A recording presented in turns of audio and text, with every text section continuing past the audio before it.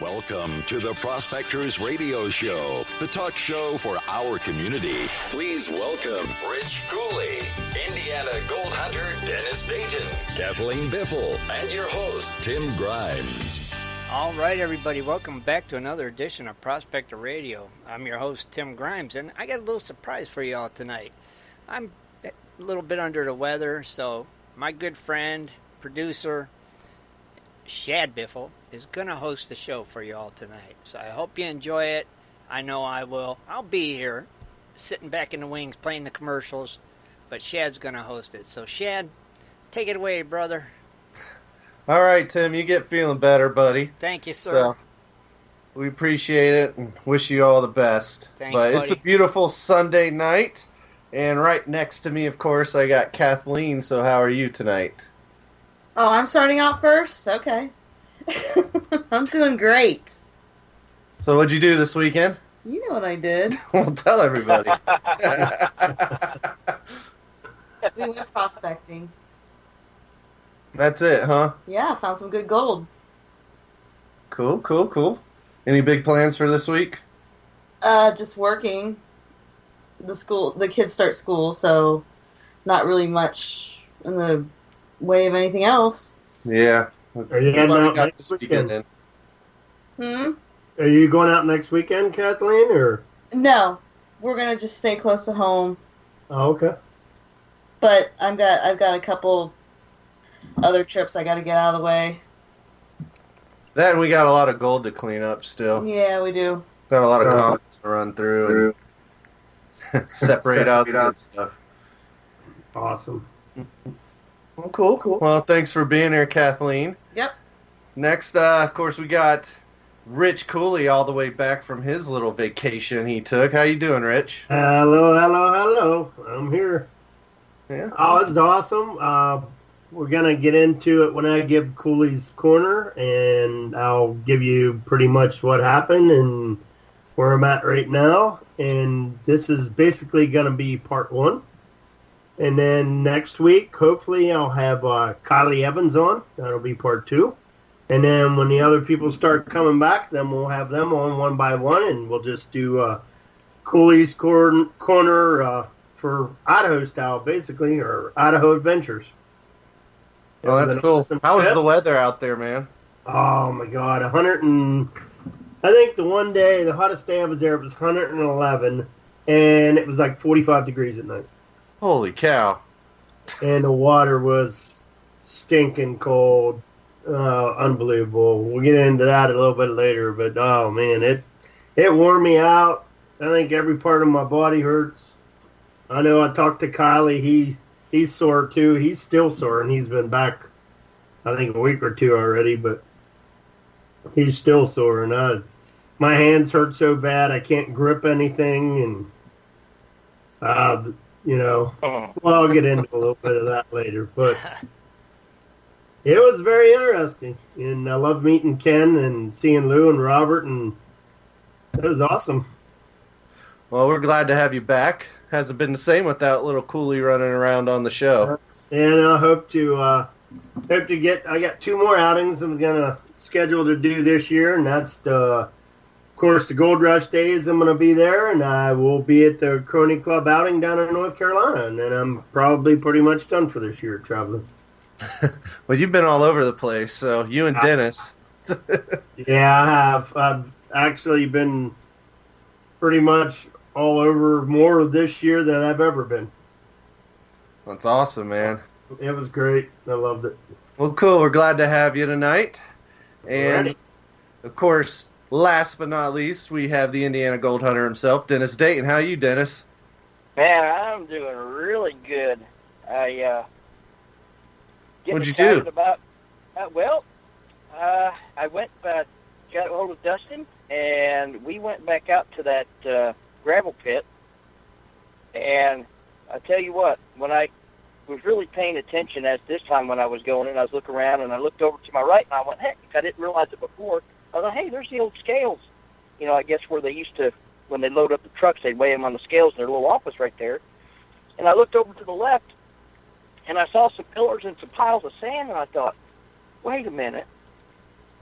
You know, I got to thinking, I wonder if there used to be something sitting there. Well, when we finally got down in there, I started questioning Dustin and then talked to his uncle. The original sand screw was up there on top. Huh. So, yeah, I was like, oh, my gosh, I couldn't believe it, because we're just scratching the surface, where they moved, I guess, whenever, I don't know what year they moved the sand screw down, further down, but, we're just starting to scratch the surface, and we got everything set up. Of course, I forgot my stands, so Nice.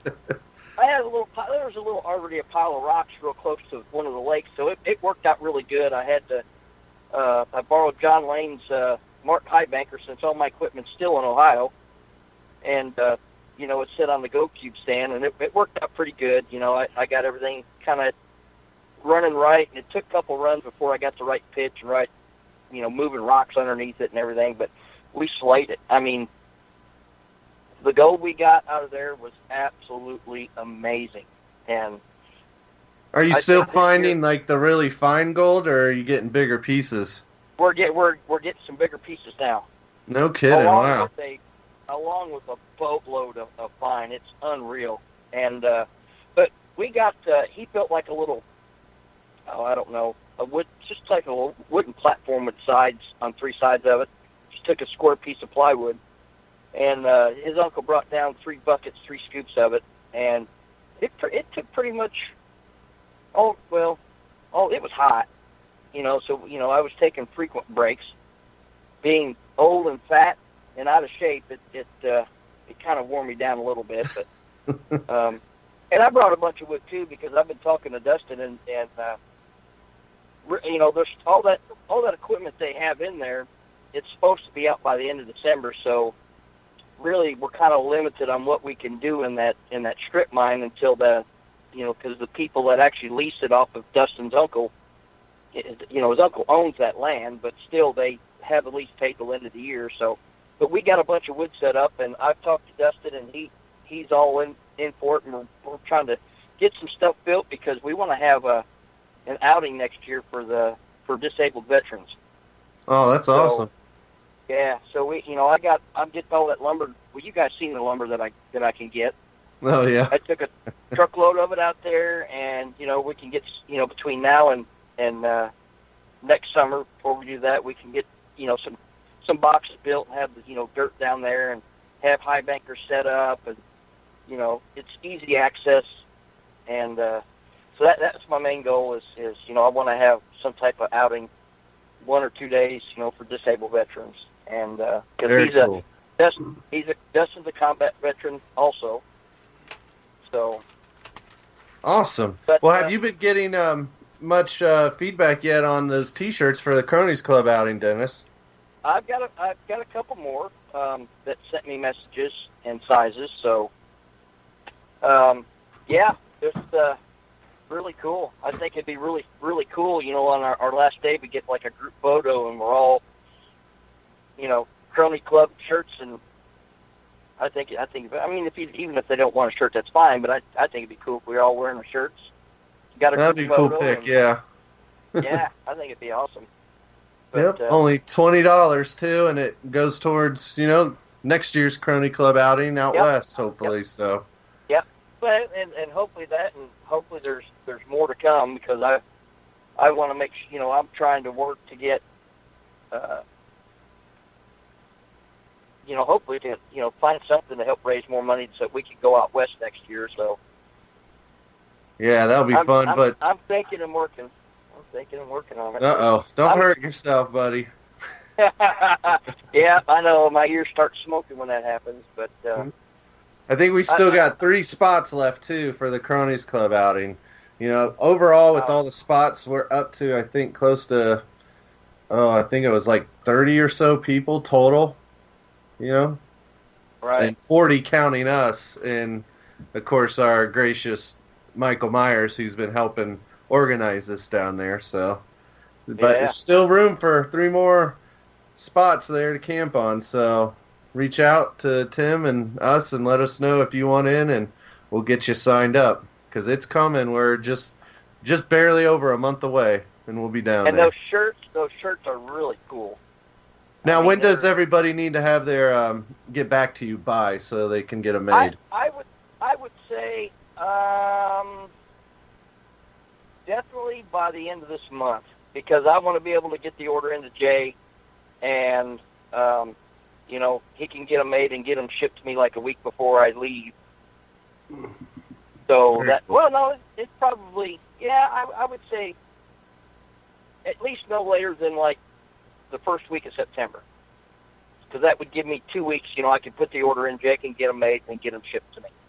Okay, cool. So get back to us by what, September 7th then? Yeah, no later than September 7th. That'll be like the cutoff. We'll make what we need and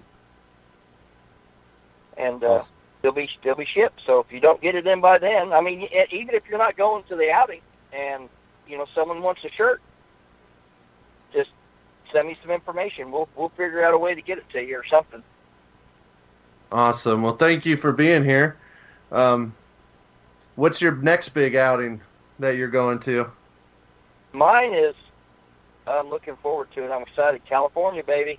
Heck yeah. I leave on my birthday, August 25th. I'll be there from Sunday to Sunday. Well, actually, I'm going in Saturday, and then I fly back home on Sunday, the September 2nd. And yeah, I'm really excited because the first year of me going, I pretty much knew, or it was all new to me, and kind of digging around and sampling around. Now I know where the spots are at. 'Cause last year, Derek went with me, and we did a lot of testing. Of course, he was young kid, and he could outrun me and outwork me, and I said, go test over here. But I know where some really good spots to dig are. And China Camp, oh man, that's what I'm really looking forward to, is being able to go to China Camp and dig for a day there. This Awesome. time you're bringing Paula, aren't you? Yeah, and Nice. Raymond's going too. Oh, cool. Yeah, so he, it was a little extra to have a third person in there, but I told him, I said, I'll tell you what, I'll pay that couple extra $100. You want to be my cameraman? He's like, oh yeah. So yeah, here we That's got. a shame. That's a shame that you're leaving on the 25th. We're going to be in Indiana. Yeah. Oh, well, Yeah, catch you next time. Yeah, I'll be in. You're coming to Indiana in August? Yeah. Well, one of her good friends My friend moved moved there. out there, and I'm going to go see her. And she lives in Martinsville? Martinsville? Martinsville, yeah. Yeah, Martinsville is just right around the corner from Pirates Cove. Yeah. Yeah, Martinsville's only I think maybe 10, 12 miles away from there. Yeah, she got a nice little house next to some water, and, we're just going to go see her. Oh, man. Yeah. Dang it. Well, have a great trip.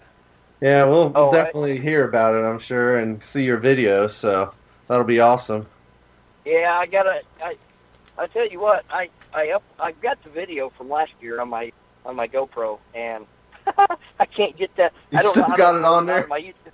I still have last year's adventure from Roaring Camp on my GoPro, and I don't know how to do that, but I'm telling you, it's all going on my phone this year. So Awesome. I'll just upload one daily. Just do like I did in Alaska. It'll be every day. Day 1, day 2, day 3. But I'm excited. I've been doing. I think I've already broke my record on my go count. So I'm having a good year this year. Do you still have the Dirt of the Month Club that you're getting? Yep. Cool. Yeah, because you get all those extra perks when you go to Roaring Camp, right, for being a member of that. Yes, that's if you're a Dirt of the Month Club member, you actually that gets you. Well, first off, it gets you, shirt, hat, extra, drinks and stuff, and then you get a percentage off of, if you want to buy any shirts or whatever, and it gets you a day at China Camp, and that's, a lot of places in there is where we go crevicing, and that's where some of the good gold I found last year was at. So, Oh, cool. yeah, I'm really, really excited.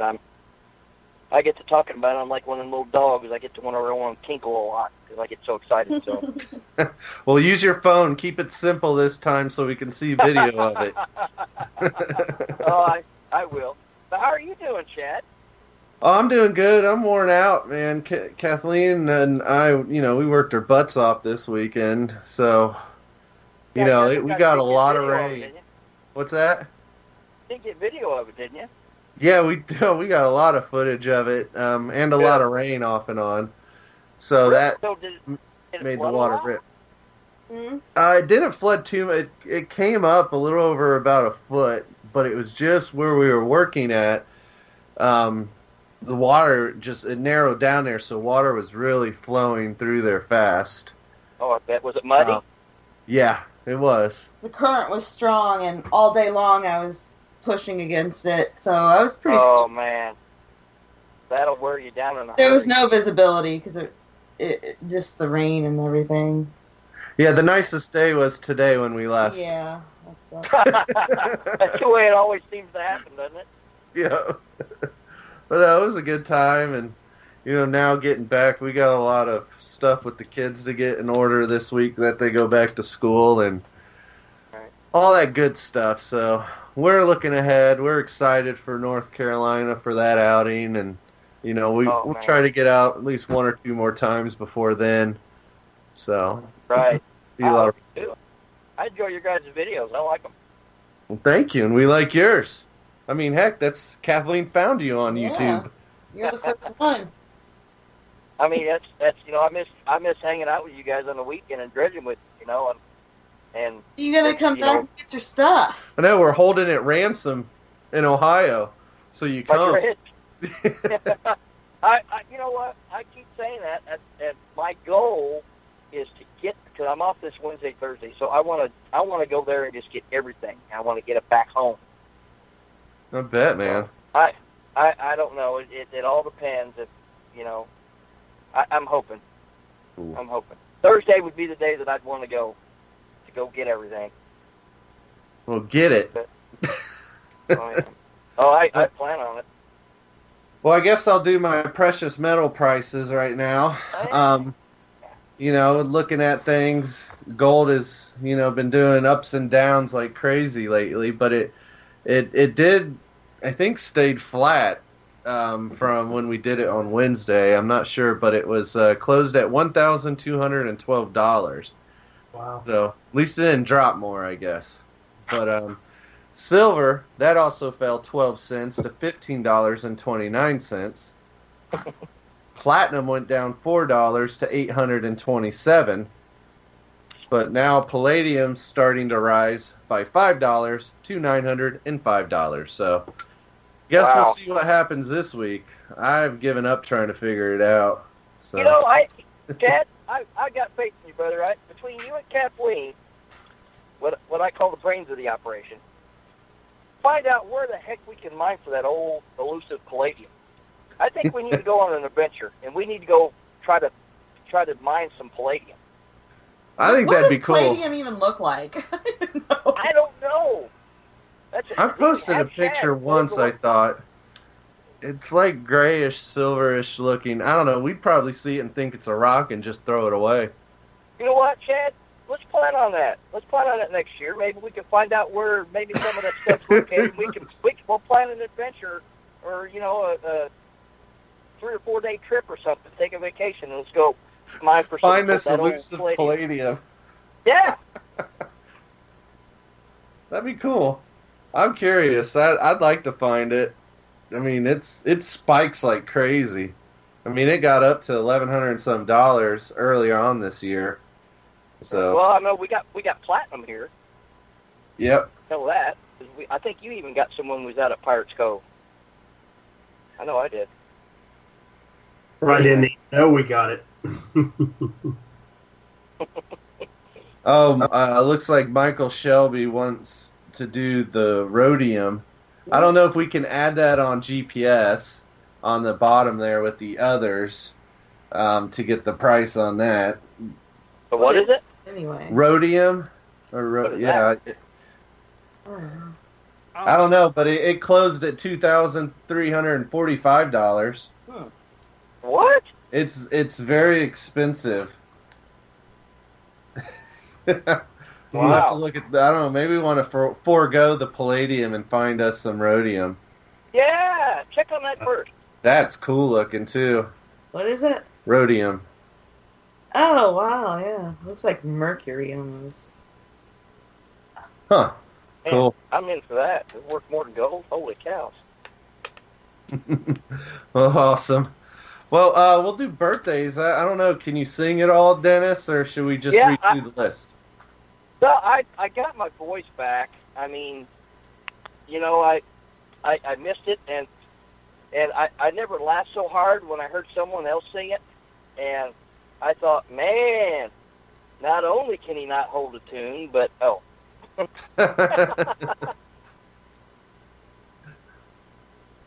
you going to sing? I know. It was like it was just a silent pause. 3.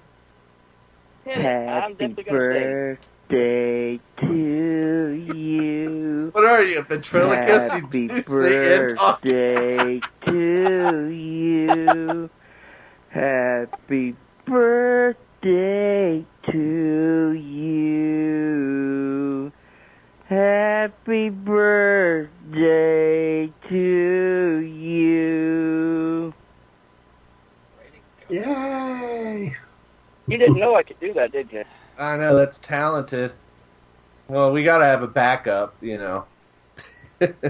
All right, so it's August 12th, and today we have Beth Decker, Footloose, Jason Jones, Joel Coughlin, Caleb Latch, Kenneth Wilson, Matt Kunzel, Reginaldo Bernardini, Ron Leachman, Stephen Leslie Babbitt, and Zachary Kershaw. And tomorrow we have Ben Berger, Bob Chigi, Chris Kessel, Eric Panzergrau, Fred Goodwin, Hop, James Hopkins, Jeff Hart, and Jimmy. So happy birthday, everyone. Happy birthday. Cool. Well, we'll take a quick commercial break, and when we get back, we'll have Cooley's Corner. Do you like to mine for gold? Enjoy prospecting a nice crack in the bedrock? Enjoy getting outdoors to camp, fish, hunt, and hike on your public lands? You plan your trip, load the gear, grab the dog, put the family in the truck, and drive off to a locked gate. The sign says you cannot enter or access your own public lands. Mining claims and public land owned by we the people are being designated as off limits by our own government every single day. Are you concerned about the direction our government is going? Are you tired of seeing no access, no entry signs on your lands? We are, and we are fighting back. We are AMRA, America Mining Rights Association, the fastest growing small mining advocacy association in America. AMRA is a 501c3 not-for-profit formed by miners, hunters, off-roaders, retired military men and women to stop the insanity. AMRA was formed to educate, unite, and help the small miners and public land users on their rights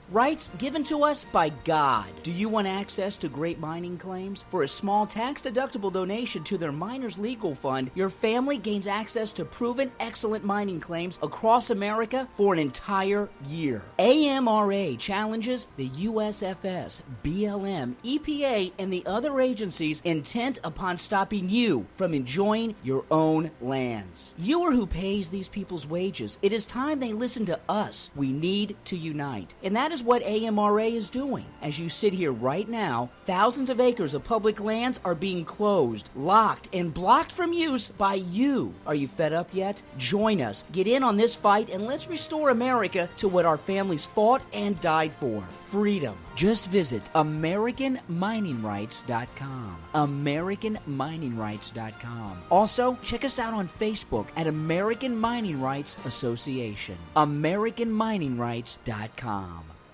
Just stopped by on my way home to show you all my gold. You've been digging into some Jimbo's gold pay dirt. Yeah, Jimbo's gold made me a hero. Huh?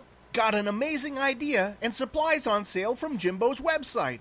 With bad weather, bored kids, and stressed wife, I threw a panning party for the kids and their friends. All the moms got a break, kids had a blast. Hero. Happy kids, happy wife, great gold. That's why Jimbo's Gold is always my first choice. Did you teach panning or share your prospecting knowledge? Then you are our hero. Tell us your story for a chance to receive a hero's reward at www.jimbosgold.com/hero. Welcome to Cooley's Corner. Join Rich Cooley as he talks about equipment, new products, and so much more for all us prospectors and treasure hunters. Here's Rich. Hello, everyone. Welcome to Cooley's Corner. Tonight, we're going to talk about my trip. Basically, it was an Idaho adventure for me. It started basically on, I guess it would be July 30th. It was on a Monday. I flew out at the end of the day at BWI out of Baltimore, Washington International, of course. And I flew to Salt Lake City, Utah. Got there probably around 8:30, 9 o'clock. Was supposed to leave on a flight from 10:20 and arrive in Boise, Idaho at 11:20. Well, that didn't happen. So basically, I got delayed like 2 times. Eventually, ended up getting to Boise, Idaho at like 2:20 in the morning. Robert met me there at the airport. And I was actually supposed to check into the hotel at like 11:20. And like I said, that didn't happen. So I called the hotel and they kindly let me check in whenever I got there because I told them I had no clue when I was going to get there. So basically, Robert picked me up at the airport after driving around for a couple hours. Spent the night there at the hotel. We got up the next morning on Tuesday, the 31st. And we pretty much did honey-do lists all day long shopping. Everything they needed at camp, basically gas. They had some breakdowns. We had to get some carburetor rebuild kits and some other nuts and bolts at Lowe's. And we basically did shopping almost all day long. Ended up getting at base camp there. Basically, we were located between Idaho City and Atlanta, which is basically probably about 3 hours from Boise. The road going back in was off of Route 21. It was basically from 2 hours there. You go back into base camp. And an hour and 50 minutes of it was on a dirt road. Well, 50 minutes of it was on a bumpity road that you couldn't even barely drink a cup of coffee in without burning yourself because it would be up your nose, on your lap, everything. The road was just terrible. And it was full of this morning cricket. We were driving down the road and you see black spots all over the road. And we were like, what the heck is that? And here it ended up being what's called a morning cricket. And I don't know why they were all over the roads, but they were plastered. It was crazy. And then on the way, we met 2, I don't know if you want to call them hippies, but there was a guy and a girl, and they had dreadlocks, pretty much, and they were broke down on the road. And they basically said that they were getting a jump start every 5 miles so they could get out of this road. So me and Robert couldn't go past them. We had to give them a hand, so about a half hour, 45 minutes, we charged up their vehicle, and then he started his van. I told Robert, don't look back. Get in the vehicle, let's go. So then we took off. We got to camp right around 4:30, 5 o'clock here in the evening on the 31st. And I arrived at camp, and Lou, of course, let me tell everybody it was there. Basically, it was Kylie, his wife, Susie, and then Carrie was there, and Lou and Robert and Ken and myself. Then later on, after Kylie left, Ken's nephew, which is Wayne, and his wife Tammy came. So basically, when I got there, I was messing with them. I basically said, why aren't you guys in the creek? What's going on? You're being lazy, messing with them. And they're like, oh, yeah, you'll find out. I'm like, what do you mean you'll find out? And they're like, you'll find out. I'm like, okay, no big deal. So the next morning I get up and I'm thinking, yeah, I'm going to hop right in the creek at I get up like 6:30 like usual. Everybody didn't get up to like 8:30. Fired the generator up. We had generators to keep 2 refrigerators. They had 2 small refrigerators there to keep cold. So basically fired the generator up to keep them running. And I started getting ready, and they're like, oh, are you going to get in? And I was like, yeah. And they're like, well, you better go check the water first. It's cold. And I thought, yeah, okay. Whatever. Well, let me tell you what. It was freaking cold. It was like pins and needles cold. It was cold. What was the water temp? Did you find out? I didn't know what it was, but I'll guarantee you it was 110 degrees during the day and about 45, 50 at night. And about 8 o'clock in the morning, it was cold.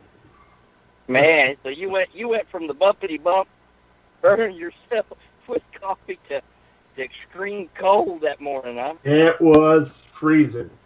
And well, the first night I spent I was in the camper with Ken. He shacked me up in the one bed there in the camper, but he had the windows down that night. And I was thinking, not too bad. Well, I was cold the first night. I mean, and eventually he did shut the windows for me, and it was warmer. But yeah, I thought, I'm gonna hop right in there. Yeah, that didn't happen. It was freaking cold. But up where Kylie was, you could sit there at camp and you could basically tell what time it was in the morning, because that sun would come up right over and shine into camp anywhere between 8:50 and 9:10 every morning. When that sun came up, you knew exactly, it was 8:50 or 9 o'clock or 9:10. Kylie, he was a trooper. I'll tell you what, he was basically up. He would go up, 9:30, 10 o'clock, but up where he was, of course, it was warmer, than it was down where I was. I prospected right down at camp, basically straight out from camp. The water this year, Ken said, was very, very, very, very low. So it kind of gave us an advantage to get into some areas that they didn't really get into before when the water was out. The water was very fast in some areas. I'm not going to really comment on how the other guys are doing, because they're still doing. But, I actually thought I did really, really well.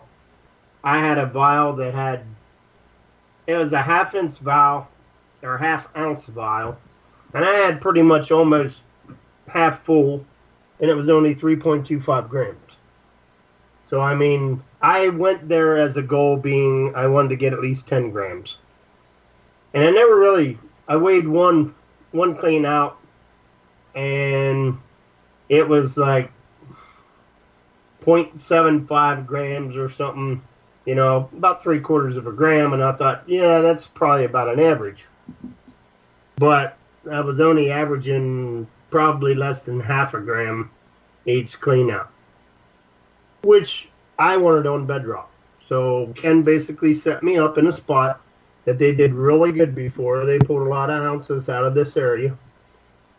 And I had I call it the monster. I had a Monster Keen 4-inch. He had a Briggs & Stratton motor on it, 6.5, with it wasn't a P180 pump, it was the next one up. And I'll tell you what, that thing about sucked my arm off. It was crazy. Nice. And it was starving for material. I mean, every time I laid that thing down to get a clog out or something, it wanted to clog again. It was crazy. I mean, that thing was a sucking fool. It loved to suck material, and you can move a lot of material with that thing. Material there was basically weird. It was like a cobble. It was like cobbles everywhere, white cobbles. with black sands mixed in, and I figured that the best gold, from experience with bedrock and stuff, and I figured, I want to get on bedrock. Well, I did. I hit bedrock probably about 3.5 feet down, and moving big rocks, and that was another major chore.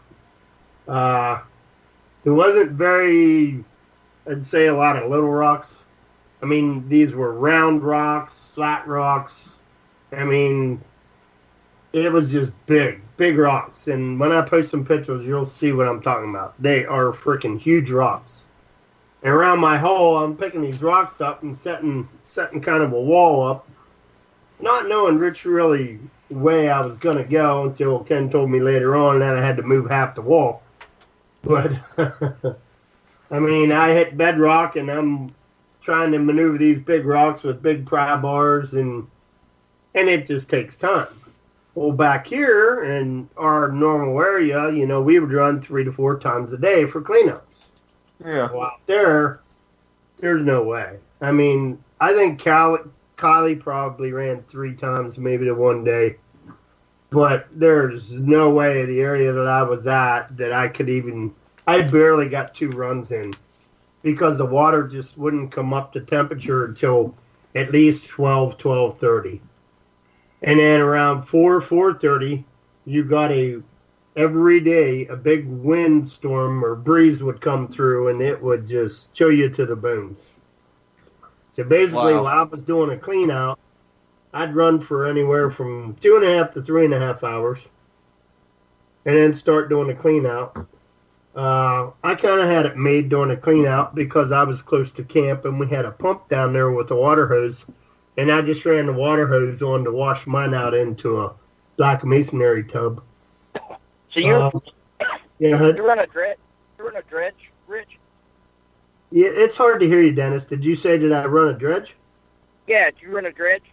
Yeah, I did a 4-inch dredge is what I was running. Had a Briggs & Stratton motor on it with a Keene pump. It wasn't the P180, it was the next one up, whichever one that was. Right. But it was a monster. Wow. But basically, the cleanups in one cleanup, you ended up getting about 1.25 buckets of material because of the cobble was just so abundant. And then I always classified down to an 1/8 inch. And anyway, we basically, I had a routine that I'd do 1 run a day. When I was done running, I would go up. Carrie had her cleanup sluice up there. We basically used the vortex matting with my riffle set that I designed. We ran it through that twice. We ended up finding that usually on the second run, we only lost maybe 1 or 2 pieces of gold, so it really wasn't,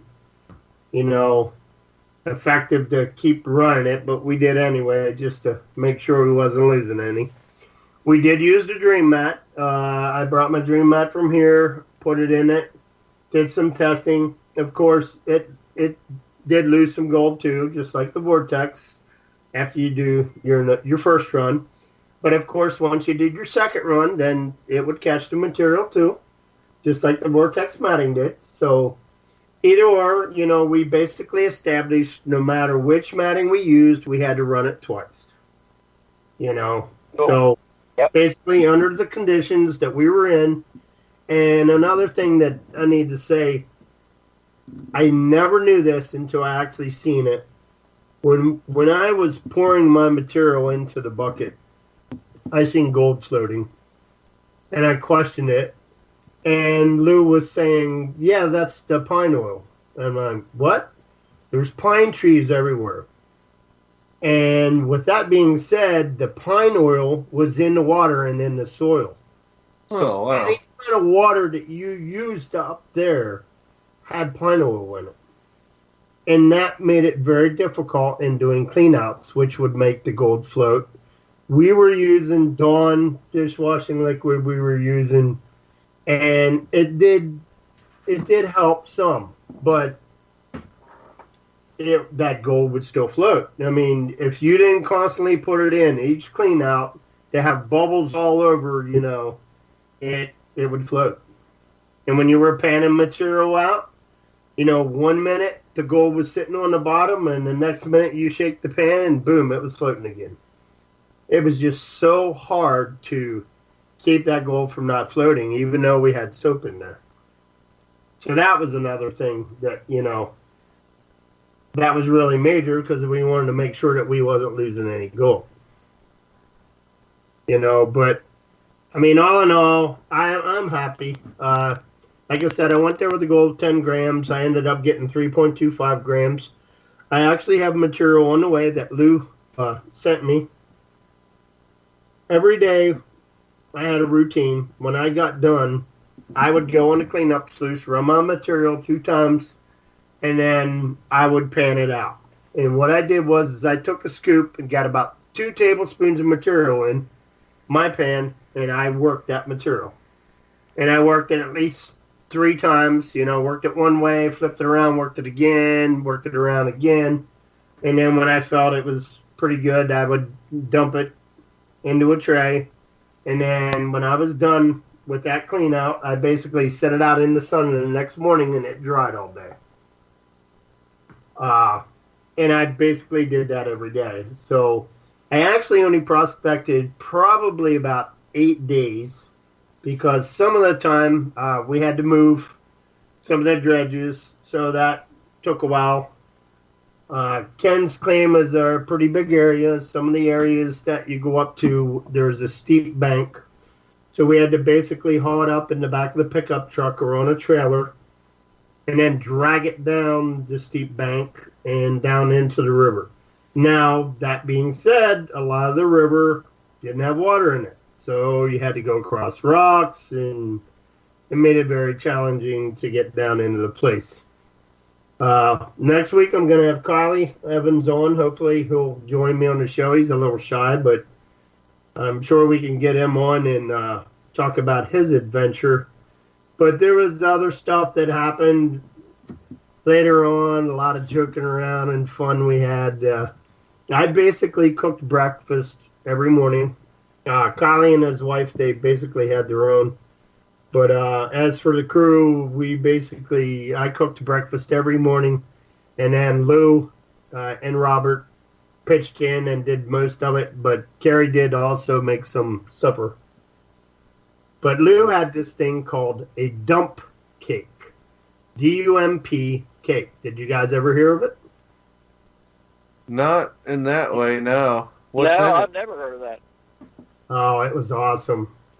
Basically, I used it for the word because I had a problem going to the bathroom, and I said, I hope this works. And she said, yeah, well, it was a dump cake. And basically what it is, you take like an 8x8 pan.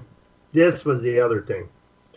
She brought an oven along. Okay, now this is basically, and I'm going to buy one of these because I want to do some baking while we're out there. And it basically sits on your grill. It's a fold-out oven. Coleman makes it. And they are awesome. Because, we wanted to make casseroles and cakes and brownies, and we ended up doing that.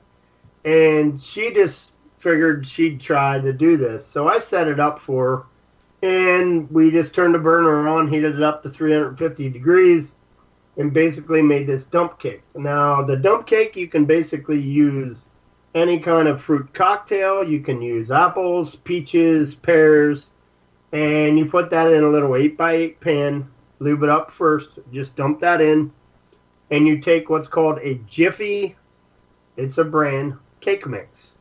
It's yellow cake mix, and you just basically sprinkle the cake mix all over the top of the fruit. It's called cornbread mix, man. Or, well, no, is it it's different? not cornbread. It's not cornbread mix. They actually make a cake mix also. We used to make something like that with canned peaches, but we would call it peach mountain pudding. But this is Jiffy cake mix, yellow cake mix, and you just shake it all over top, and then, of course, my famous squeezed butter that I love so much.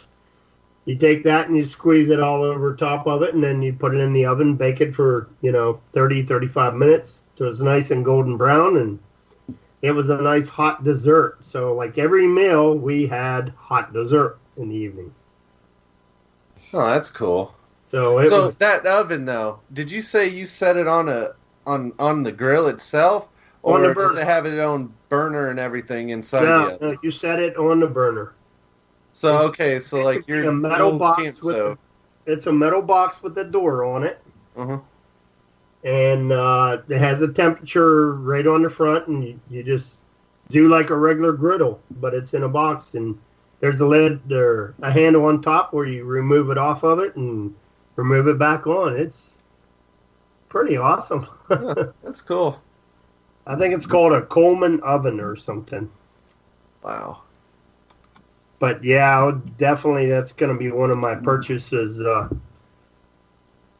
It's pretty cool. I'll see if I can find a link here real quick and post it on the site. So you ran a 4-inch dredge. What other equipment did everyone else have out there on the river? Carrie had her 3-inch, and Lou and Robert had a 4-inch and a 5-inch. They were basically running that the whole time. I think what they were going to do when I was leaving is they were planning on kind of combining. Instead of running both dredges, they were going to probably just go to one dredge. Because, like I said, it's so difficult to be throwing rocks all day long. I mean, yeah. And you said the current's really fast too, right? Yeah, and the current really is fast. And, of course, I didn't really dredge underwater because I was only sitting in like 4 feet of water. But I did have a drop-off in my hole that the bedrock dropped off. So I followed it for one clean out. And that really didn't pan out. I didn't do any better going that way. So I decided to go in a different direction in the hole. And, excuse me, I was actually hitting a cobble line. But in that cobble line, the bedrock started to rise up. So I figured I'd go up to the rise, excuse me, and follow it up. And I was basically had my hands on the bedrock. I would get underneath and touch the bedrock and move the material, and you had a real nice brown layer and a clay layer there. And I thought, that's really good. So I was hitting some really good material, I thought. And when I did a washdown, basically when I took the box and broke it down, I would hold the water hose at the back and kind of make sure that the blondes would go over top of it, and I could see the black sand. And I could literally see the gold just laying in there. And of course I was getting excited and everything because I could see the gold in the box. I mean, it was really abundant and it looked really good. And then when I was panning it out, basically out of 2 tablespoons of material, I was getting anywhere from 15 to 25 colors, all different sizes, from flood gold to pepper gold. And I did actually get the biggest picker there so far, which was 0.03 grams. It was a nice picker. Of course, wow, usually Carrie's trying to beat me, so. I could say usually that's Carrie or Kathleen that gets the biggest pickers. Yeah, but Carrie's still trying. She had a nice picker that I think it was 0.15 or 0.2 or something. But she was getting some really nice peppery stuff when I was there. And that's all I'll say. But everybody was still on the gold. There's definitely gold in the box.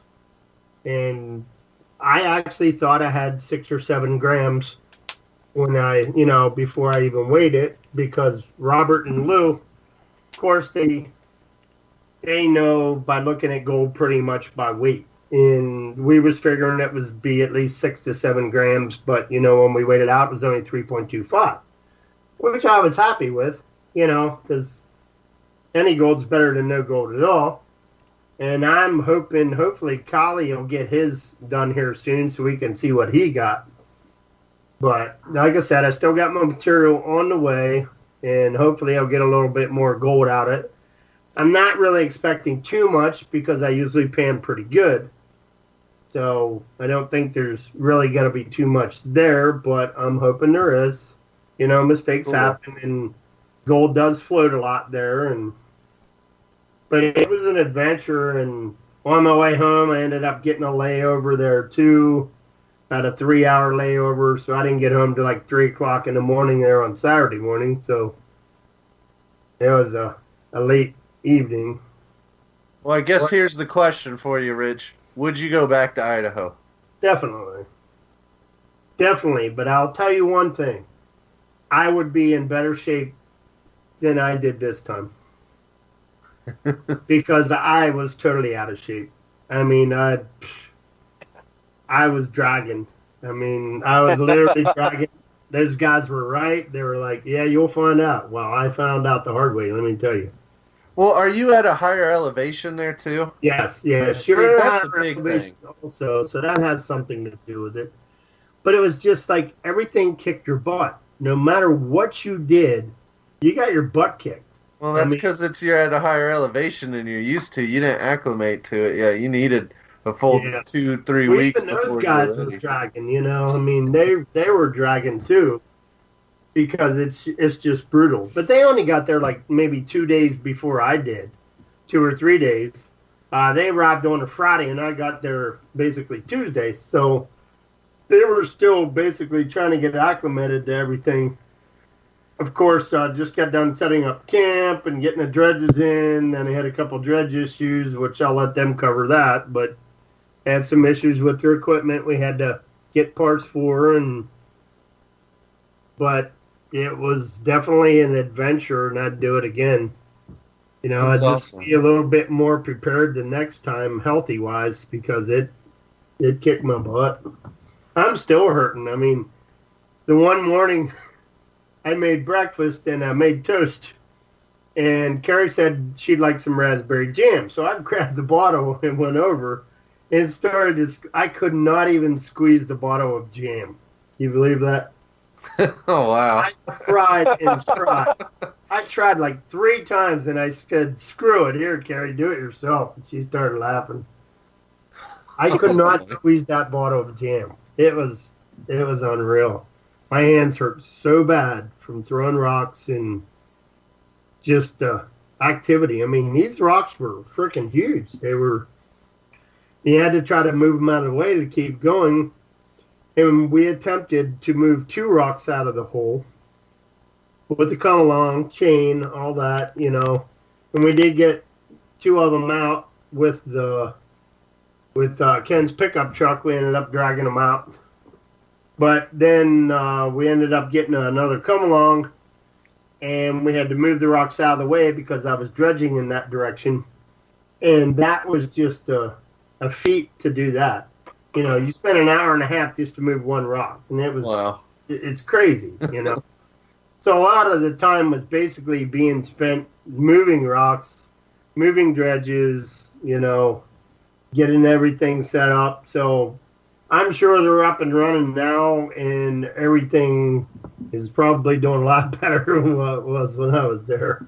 But well, now, did you dive any while you were there? I did not get to dive because, like I said, I was on bedrock at 3.5, 4 feet down. I did use my mask and snorkel a little bit, and I was picking rocks up with my feet and bringing them up. I was actually going to dive the next day. Then Ken wanted me to change direction because I wasn't doing really good in the clean out because I decided to follow the bedrock down. I was basically feeding the hose down about 6.5 feet, and the water was clear at the time where I was, so I could really see without mask or anything on. And I was feeding it down, sucking the material off the bedrock, following it down. And I didn't really do very well on that clean out, so he decided to send me in a different direction in the hole, and I started following that. And I did get a little bit better gold, but like I said, then you got into bigger rocks moving again, and that's when the bedrock started to go up. And that area that they actually did before, they did a lot of ounces over there. But, of course, I didn't want to get over into the area where they were, because when I first got there, they had a little depression in an area that they already prospected. Well, they decided they wanted to call that a refrigerator hole. So I basically volunteered to dredge out the refrigerator hole. So basically, my first day was over in that hole, just dredging down about 3.5, 4 feet, and opened up the hole basically like a 6x6 or 8x8 hole, 3.5 feet deep. And we stored a lot of our water and my beer and other stuff down in that refrigerator hole. So that was an area that kept the water, it kept everything cold for us. So whenever I needed a drink, I'd just get out of my hole, walk over, grab a cold one, and I had everything right there. Oh, Dang, cool. that water was cold. So, oh yeah, the water was freezing. It was cold. Now, did you wear your Farmer's John diving suit, or did you have something else? Yeah. I made a mistake one day only wearing the one set. About 6 o'clock in the afternoon, I was running up like a little baby with my teeth chattering, trying to get out of that freaking wetsuit because it was so cold. Oh, nice. Every day after that, I wore the full suit. I bet. And I had my skins on, and I had, my bottoms and the tops, but, and my boots, I love my new boots, just like the ones that you guys got. But I actually had a pair of insulated neoprene socks that I used for hunting. I ended up bringing them, and thank God I did, because my feet was fine. The only thing, my hands got cold every once in a while. Rich, But did you get any video or pictures or anything? I did not get video, but I did take a lot of pictures on my regular camera and on my camera phone. Cool. So I will be posting them here and there on the site, and after I get my other camera, I actually got to get them loaded on my computer yet. I just posted the one group picture there of Ken and us. I didn't get a group picture of Collie and them before they left, but I did get some pictures of Collie and his wife Susie, and like I said, I'll post some pictures of them here to come. So, but yeah, it was a great trip. It was awesome. Do it again in a heartbeat. And well, that was one of your bucket items, right? To make it up to Idaho, right? Yep. So That what's was one of next my for bucket list Cooley? items, and What's your next Was you bucket? glad? what's my next one? Yeah. I don't know yet. I mean, I'm going on a Colorado hunt next year for elk. Not sure as in prospecting. Of course, I can't wait to get down in North Carolina to do that for the Cronin Club outing. That was one of my next things I wanted to do. But Very cool. I don't know. We'll see what next year brings. Depends Were what you we glad get. to get back home? Oh, yeah. I mean, Lou will probably mention this later on, but she kind of gave me a bath. She gave me a shower. You'll have to hear about that. I'll let her discuss that, but basically I got a shower from Lou. Rich, real quick, somebody was asking, did you guys have to get a plan of operation to dredge out there? No, we did not. In our area, there was not a POA. It's basically a POA. Well, different areas, but no, not in our area. We did have to get a dredging permit through Idaho, which I think it only cost like $30 or something like that for our area, because we were on the middle fork of the Boise River. Now, if you were up where, of course, the Amra people was at the Clear Fork, I think. Yeah, Clear Fork, then I'm glad we wasn't really in that area. But down at the middle fork of the Boise, we were at the lower end of Ken's Claim, and after Ken's Claim, there is no dredging. It's only panning area and stuff is below that. Oh, wow. Very cool, Rich. Well, we're glad to have you back, man. We missed you. Well, thanks for having me back. But yeah, it was an adventure, and we're going to have different segments when the people start coming back. We're going to have everybody on and tell their story of how they did and their experiences, what happened. Like I said, I don't want to give too much information away because that would blow their segment. So now we have to stay tuned in for another Cooley's Corner. Yeah, that's correct. And next week will be part 2, hopefully with Collie, if he can get on, and we'll talk about his adventure. Awesome. Well, thank you, Rich. And with that, we'll take a quick commercial break, and we'll be right back. In 1858, gold was discovered in the rivers of New Caledonia. This discovery would spark a massive gold rush. Today, the search for gold is much easier, yet still challenging with Dirt Hog Pay Dirt. At Dirt Hog, we pride ourselves on our gold and guaranteed gold amounts. Just visit dirthogpaydirt.com today and buy yourself a bag of the best pay dirt concentrates on the market. Order with confidence in Canada and North America. dirthogpaydirt.com. The best gold concentrates on the market, period. Also, be sure to check out our Honest Bonus program.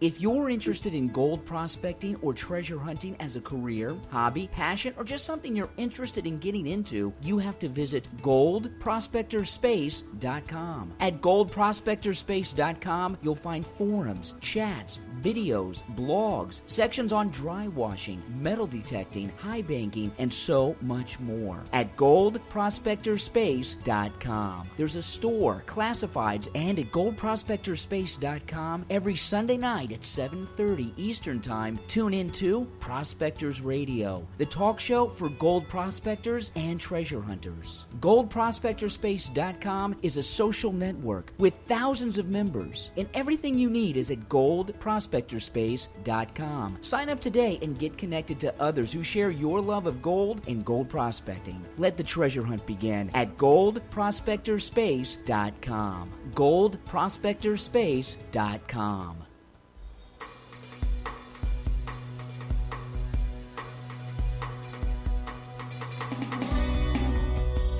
You're listening to Prospectors Radio, bringing you 2 hours of information and commentary on the fascinating world of gold prospecting and treasure hunting.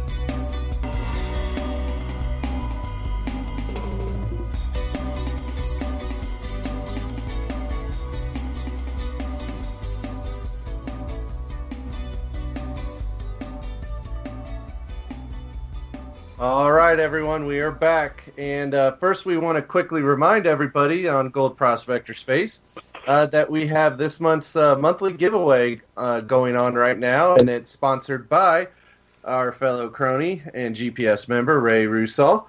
Some of the Alaskan gold that he donated, and we're going to start giving away a gram of Alaska Beach gold. It's very fine, so it's going to be a great challenge to get. And the winner can decide if they want the plain gold or if they want some dirt to make it a real challenge. So I definitely encourage everyone, whoever wins that, put some dirt in there and experience what Ray and Dennis, Caleb, and others have had to pan through. So that contest is running, of course, through August 5th and through September 9th. All you have to do is click the giveaway tab on goldprospectorspace.com. and just follow the basic instructions there, and you'll be automatically entered to win. So definitely check that out. And, of course, our Cronies Club, our monthly giveaway is coming up, and it'll be released soon. And don't forget, quarterly nugget giveaways as we close in on the third quarter of this year.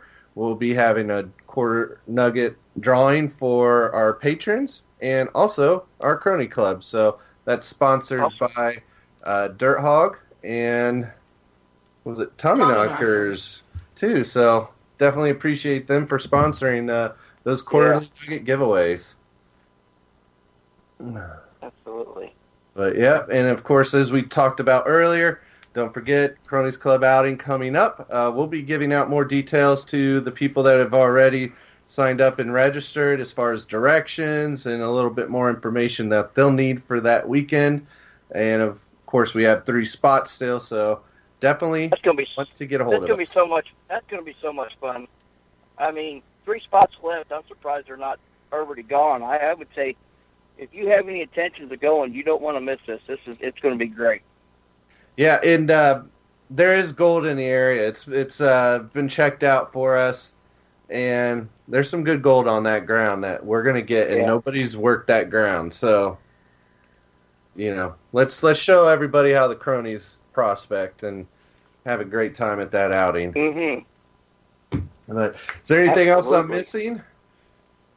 Oh, I was going to not to get off that subject, I also wanted to give that big shout out. I don't know if I'm getting old and I can't remember, but when I took the high banker back to John today, after I had to, I was going to go up back to the pit again today, but since I was with or by myself, I had the throttle position set to go out on my truck, and then the thermostat. So I had to get that fixed, and I took John back as a high banker. They were at the original pit, at Pirates Pit, which is not even a half a mile from the pit that I'm working now. So, but I showed up, and they were kind of in a clean out in the middle of taking a break, and man, they had some nice gold and some bigger pieces too. So that's cool. Awesome, man. That's really awesome. Yeah. So it was really cool. I kind of missed out on it, but I tell you what, after yesterday though, I'm good. Awesome. Well, Michael Myers just posted that he says we could easily end up with 3+ ounces of gold for Cronies Club. What do you think about that? Think we could do that? Oh, yeah. And that's not a common dig, though. No, this is, it's... Bring your own. Keep your own. Keep your own gold. You find, man. It's, we're not going to split it up. It's, you work for it, you get it. That's virgin ground. That I know. That's going to be outstanding. That's going to be great because they'll be able to do at least three runs a day instead of one. Yeah. Kathleen, how far away is that, Kathleen, you said, from the original gold rush that started over there in the Carolinas? Well, from the original gold rush, it's like 3 hours away. The original gold rush was north central North Carolina, okay. But this is in western North Carolina, but it's only 8 miles away from the Boylston mine, which is around the mountain there, and there is gold found in Henderson County. So, and that's downstream from that mine, right? Yeah. Yeah, and Michael Myers just said it's pretty much straight, like where we're going to be. You can look up the mountain, and that's where the mine is, like a straight line. So I think that's going to be a really good spot. From what I read on it in the geology there, it's going to be good. Man, I can't wait. So, Rich, you'll be capped, though. We won't want you finding more gold than you worked your butt off in Idaho, okay? I'm going to be working my butt off down there looking for bedrock. I know you're going to have to fire up your dredge. It's been sitting idle for a little bit, hasn't it? Yeah, I'm going to have to get the rust off of it. And there's one more thing I got to do before I get down there. Well, actually, a couple things, but the main thing is my clip on the end to hold the riffle set down somehow is real loose, so I need to rework that. And then I actually got some ideas from Ken's dredge out in Idaho that I might accommodate if I can get the material in time. I might try to do that, and that accommodation will basically try to stop a lot of the big rocks and be able to work with the smaller material better. So I got some really good ideas by looking at all the different dredges that he had and the cleanup material and stuff that he had there too. I got some really good ideas from Ken. He's of course my mentor, and he knows a lot, and I've seen a lot of his equipment, and it's amazing how that stuff works when you actually get to see it, Well, here's my question for you, Rich, because I know obviously with your equipment, you've kind of learned a lot from talking back and forth with Ken. Mm-hmm. In his 4-inch dredge that you used, what did he run in it? What matting? He had Vortex matting in it. His is the triple sluice, which I was never really familiar with the triple sluice. And basically on his triple sluice, at the end of his box, he had Vortex matting covered with expanded metal. Then he had a riffle tray with no clamps to clamp down or anything. That was just a flat riffle tray. Then there was a metal plate that went over top of it that slid back in under 2 bolts on each side. Now, this plate is basically adjustable. You can slide the plate in and out. We basically had it in about 1 inch. And what that does is when the water flow comes into the box, it actually changes the water flow if you want more water or less water running through that. If you would pull it out and open it up to 1.5 inches, when I was in really fine cobble, that box you'd have to open it up, because if not, it would load up. So basically, we moved that plate out about 1.5 inches, 2 inches, which made the water flow move through it a lot better. On top of that metal plate was basically another piece of Vortex with expanded metal and a riffle set that clamped down on that. In the back of the box, basically, he had kind of like a nugget trap, which was underneath, right outside the jet, and another piece of Vortex matting that attached to that, and then there was a riffle set that went off on top of that got clamped down. Now, over top of everything, he had a mega, basically, wire mesh that was probably about 1/2 inch squares in diameter that went right on top back by the jet. So when the material came out, it passed over this wire mesh.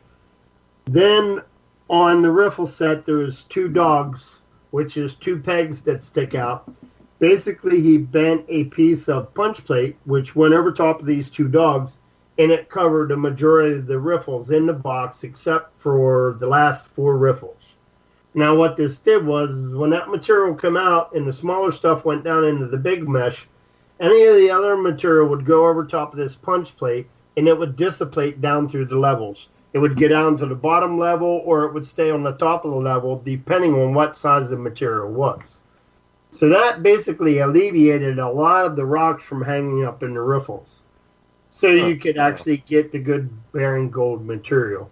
Now, we did, on the back of the nugget trap, I did have 2 pieces of gold that got stuck in the Vortex matting back there. After we cleaned it out, we went to put it back in, we noticed they were stuck in the matting. So we always had to clean that out very, very good to make sure none of the gold was stuck in it. But that was basically his setup. Cool. The setup was kind of familiar with each of his sluices in that manner. Yeah, I meant to ask that during your Cooleys Corner. I was just curious, obviously, how did he have his dredge configured? Because, I've heard especially up in Idaho and some other places, a lot of people that mine heavily up there do a lot of conversions and have specific setups for that area. So I was really curious. Yeah, that is right, because the gold is different. Like I said, when you had the pine oil in there too, that made it a little bit more difficult in trying to catch the gold, because then that material just run right through it. You have to have a settling point for it. Wow. That's kind of what made it a little difficult. And it was an experience, and I know now, Oh, I bet. That's awesome, though. We appreciate you sharing. Oh, no problem. I think we have a giveaway from, of course, our MakeYourOwnGoldBars.com, the pan, snuffer, and vial. And I think Kathleen is going to look for her name, and we'll give that away. And rules are same as always. You got 1 minute and 30 seconds left to say I'm here in the chat room on goldprospectorspace.com. So let us know when you have a name, Kathleen. I have a name. That was quick. It is Daryl Stivers. All right, Daryl Stivers, 1 minute and 30 seconds. Oh, man. That's for you, Dennis. Thanks, Tim. Welcome. Hurry up. Say I'm here. Oh, no, we're going to listen to the whole thing. Oh, my gosh.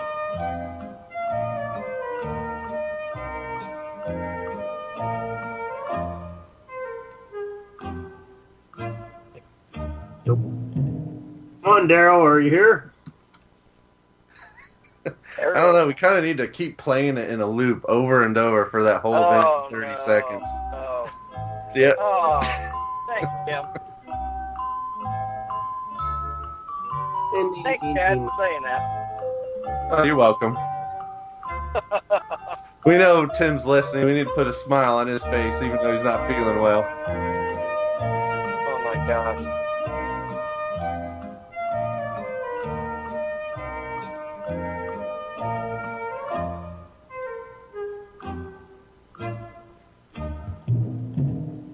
Getting down to the final seconds. Daryl, are you here? Answer you're here in the chat. Oh my God. Please say you're here.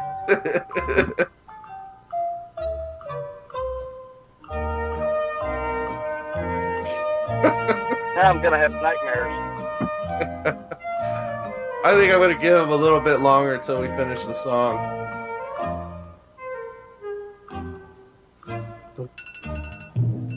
All right, Daryl. Sorry about that, buddy. Oh. Do we need another name? Yeah, I think we do. All right. I don't know if I can pronounce this one very well, but it is Sean Sweck. Did I say that? Sweck? Sveck? Sweck? How you spell it? SZWEC. Sweck. That's pretty good. All right, minute 30 seconds. Are you here? Oh, here he is. Yay! All right. Well, that's no fun. We didn't get to hear that song. That's my favorite Man, song. imagine that. All right. Well, congrats, Sean. Rich will reach out to you to get your information. So, again, we want to thank MakeYourOwnGoldBars.com for sponsoring that weekly giveaway on Prospectors Radio. So, what else is going on? Is there anything that we missed talking about? I think Come on, we have Dennis. pretty much covered. Well, what events do we have? Did you cover them on Wednesday night? I missed it, or can we mention something tonight for events? We did have our local events of interest on Wednesday night. They're on the West Coast, though. Mostly on the West Coast, yeah. I'm not really aware, except for, in Ohio, Gold Rush Days coming up on Labor Day weekend. The Buckeye chapter of the GPA is hosting that. Yeah, I don't really know of any others. I'm looking on our events page. I see Nugget Shooter in the Desert, Nugget Palooza 2018, November 9th and 11th out in the San Domingo Wash in Arizona, which we've been there.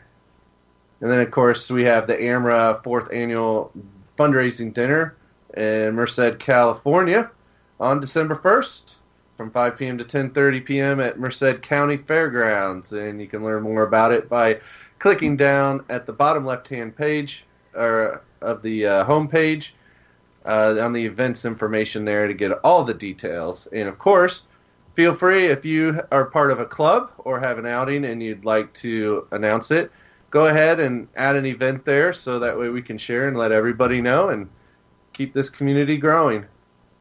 Yeah. Yep.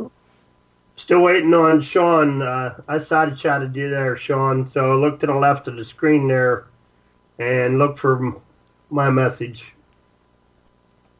Definitely, yeah. We need your mailing information so we can get that There it prize is. out to you. There it is. You got it? He's in Canada. Yeah, I think that's fine. That's only pay dirt that it's a little iffy on shipping out of the country. No, There's no dirt going across the it's the gold country. ban from MakeYourOwnGoldBars.com. Yep. Cool. Okay. All right. Well, I think that wraps up tonight's show. Make sure you tune in on this Wednesday for West Coast Wednesday. Kathleen will have her dredging up the news as always. And, of course, we'll have Swiftwater, Scott Swiftwater Tony. Hopefully he'll have a little segment as well talking about mining out west. And don't miss us on next Sunday as well at 7:30 p.m. Eastern Standard Time. Hope you feel better, Tim. Thank you. That's right, Tim. Thanks, guys. You done? You guys done? Yep, we're done. Good night, everybody. All right. Good night, everybody.